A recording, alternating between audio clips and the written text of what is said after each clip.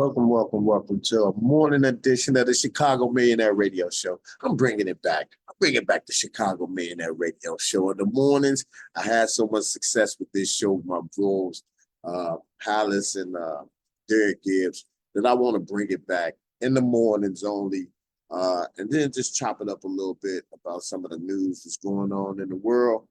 And chop it up with y'all, man, because I know a lot of y'all be sitting up holding y'all phone like I do all damn day. It seems like all day long we just hold our phones all damn day long. Anybody else hold their phone all day long? Because I know I do.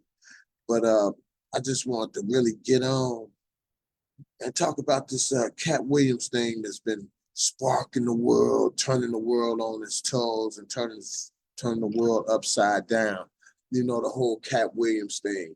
I tell you what, it's crazy how something so old, like a lot of the stuff that he talked about, it was really old news, but when with social media, how the barnstorm opened up to a whole new crowd, you know, with the whole Hollywood thing and the Backdooria game, what Corey Holcomb called it, with men sleeping with men and stuff like that. Like, that's not new information.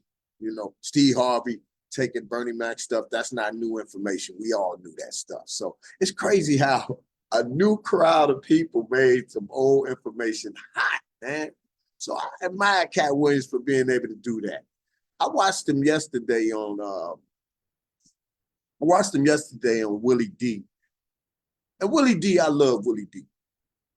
You know, and I know sometimes we can over criticize people because what he was able to do on on Club Shay Shay, that was off the charts. Like, you can't. The first time around is always the best, and he was liquored up. He had a little liquor in him, so he was a little liquored up, and he was able to go a little bit further with it. But yesterday on Willie D, it was a little bit more mild-mannered, and then Willie D went somewhere with that dude Sadiq. Well, I forgot, I want to say his name, Mario Sadiq or something like that. And he tried to put him in the same bracket as Katt Williams, like them having a beef. And that's when I saw the interview go wrong. And because it's a Houston guy, see, like, we all understand people who in the podcast game and in the comedy game and all that stuff don't be knowing the depths and the roots of it. So I watched Corey Holcomb last night. Corey Holcomb said, most times the guys in Houston, the comedians in Houston, like to just show up at your show and just want to come in and ride it out. Like, I watched Corey Holcomb last night. So what they saying in a nutshell is guys need to just quit showing up at people's places of work and then having expectations, you know, and that was the root of it all. And Katt has been so generous to the point where, you know, when you're so generous, it's just never enough for people. It's just never enough. You could give a person the shirt off of your back and they want your skin. You know what I'm saying? So we have to be conscious of the people who we choose to affiliate with and the people we choose to associate with, because at the end of the day, you are guilty by association. We all are guilty by association. So, you know, I want to spin it back on Katt again. He's been in the news. Like, this is what I want for him. I want to pray for Katt Williams. I honestly do, because when you get that type of attention, now you open up another level of haters, another, you know, you just have the whole eyeball of America being on you. So I went on there and I looked up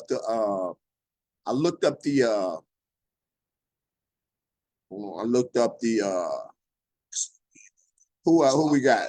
Tracy Nicholson, what's up, brother? How you doing, man? How you doing, brother?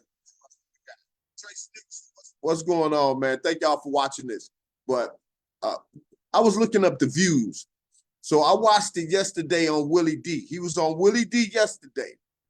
And it just goes to show you how powerful Katt Williams is.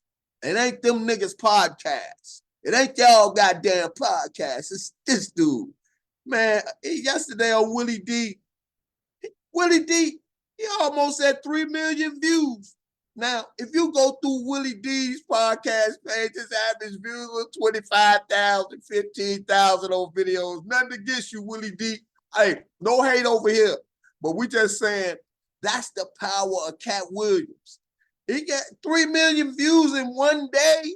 Man, please, let's go, Katt Williams, man. You got something special right now. Now, here's the thing. This is what I said. I don't think that he should be going on nobody's podcast no more. You told it all, bro.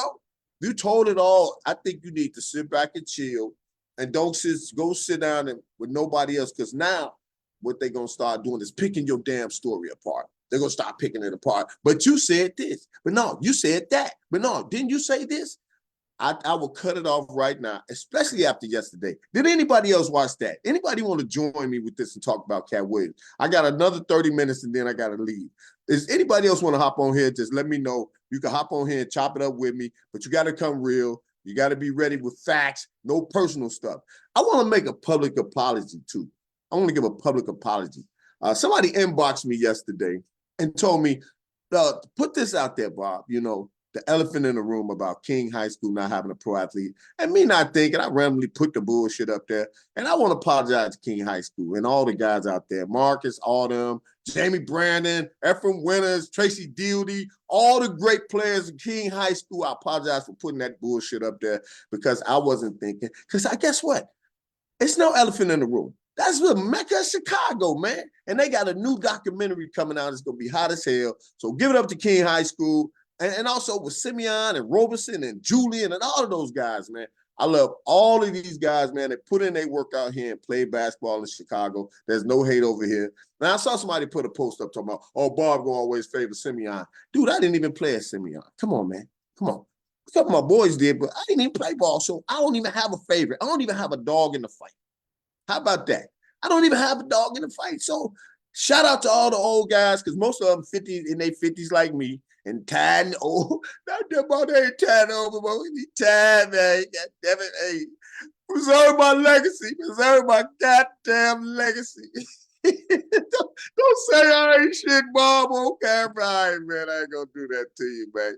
But for real, man, listen, we're gonna have to continue to uplift each other and continue to stand with each other, just empower each other and give each other strength out here, man. We don't need no more hating, man. This is the year of truth. Katt Williams opened up the can of truth in 2024. Ain't no more falseness, ain't no more lying. Hey, coaches, no more going to people's house lying to their kids, telling them you're going to put them in the goddamn game and you ain't going to play them. Let me see if I got any comments, man. I wish somebody would have hopped on with me. Man, I got a small window. But yeah, okay, back to what I was saying. Okay, so Willie D, his video is at 2.8 million views right now. Now, if you saw that interview, nothing against Willie D. I mean, I really liked him with the Ghetto Boys. I did. I liked him with the Ghetto Boys. And his interview game, though, nah, I'm sorry, man. I know people be having these names and be having these, be all hyped up and all of that stuff. Man, I tell you. But you know what? They don't always have the characteristics that it is to let me text Champ. This Champ text me. They don't always have the characteristics to be able to actually pull the show off with the right level of energy. Because it seemed like Willie D was like sitting back in the way and waiting to see, like, so yeah. I'm like, you ain't giving it no energy, Willie D. Skio. You my man. I know you with the Ghetto Boys, man. You remember all the songs with the Ghetto Boys. Anybody grew up with back in the days, the Ghetto Boys was the hottest rap group ever. But like I said, man, your interview game, you got to work on that. And back to what I wanted Katt Williams to spin it back on him and ask him, what happened with him and Scarface? What happened with Willie D and Scarface? Like, Willie D got pissed at Scarface because he went and did something without him at the Grammys or something like that. And then, yeah, man, you know what? You just, every man for himself, man. Every man for himself. Hold on, let me go to my man. Come hop on with me.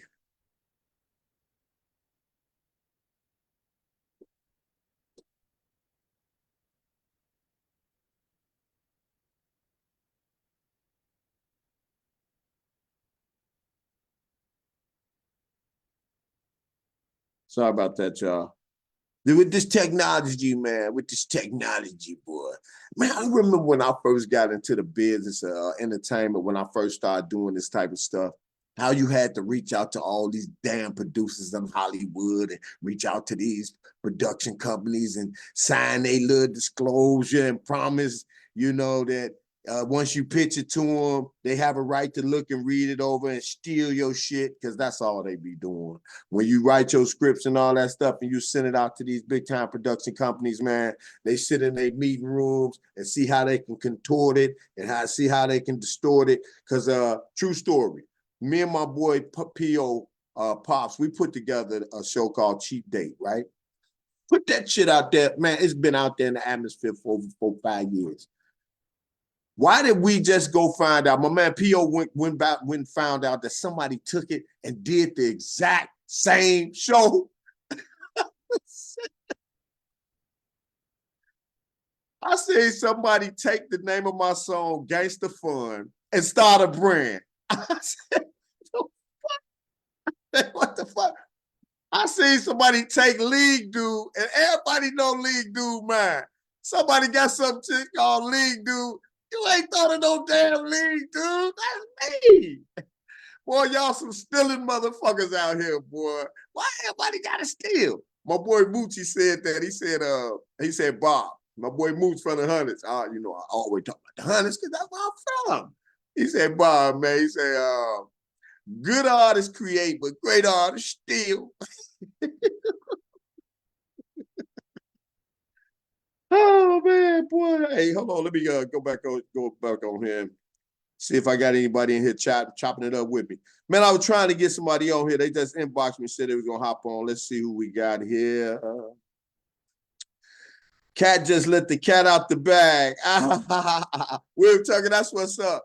Dr. Lloyd Wall, what's up, man? Some of these podcasts need fact checkers to substantiate guests, comments, and narratives. Hey, Dr. Lloyd, you right, man. You absolutely correct because I know everything Katt Williams said wasn't 100% correct. I do know that. But boy, when you get that liquor in your ass, when you get to drinking that liquor, man, boy, you gonna tell the truth, boy. I tell you, boy, I know I done told a lot of people all drinking that liquor. Boy, you're like, Bob, do you remember what happened last night? The boy Katt Williams got to drinking that dark liquor, boy. I said, boy, drunk man ain't gonna tell no lies, though. Drunk man ain't gonna tell no lie. They're gonna come straight from the heart, boy. He did it, man. But one thing that I admired most about him was how articulate he was. He's by far one of the most articulate comedians that I've ever seen, man.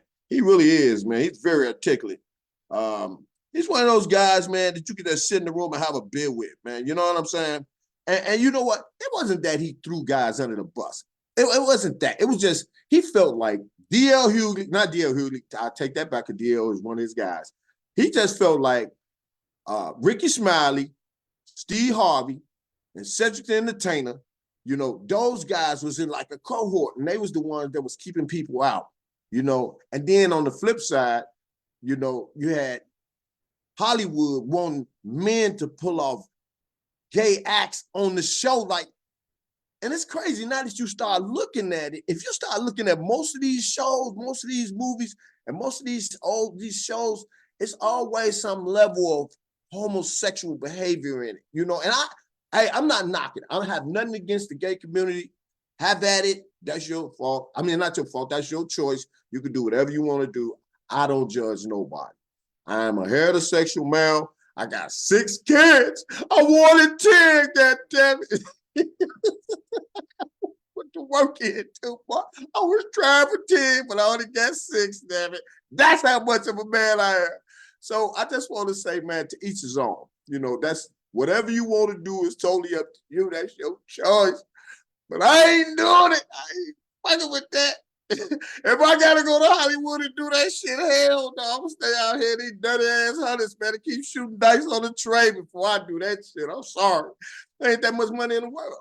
Because a lot of times you do things to compromise your integrity and compromise who you are for money, and that it never pans out. It never pans out. I always noticed in life is when you take it the slow route, when you take it the southern route, like any fast money that I've ever gotten is never last. It's never last. Like when I was growing up selling drugs in the neighborhood back in like 1987, 88, when I was selling money and selling drugs in the neighborhood, that money easy come, easy go. That shit was shoot. Until them damn police was outside my crib that day. I come out there to serve somebody. The police sit in front of my crib. My scary ass was like, oh, that's it. I ain't selling no more drugs because I can't go to jail. Anybody remember that show, Scared Straight? Remember Scared Straight when we was in school and shit? That shit come on at 10:30 at night, boy. That shit used to scare the hell out of me, boy. Scared Straight. Remember that shit? Man, they, you come and they take them shorties up and there. Oh, you think you tough? You think you tough, boy? I'll beat you up. I used to be like, no, sir, I'm not tough. I'm not tough. Mama.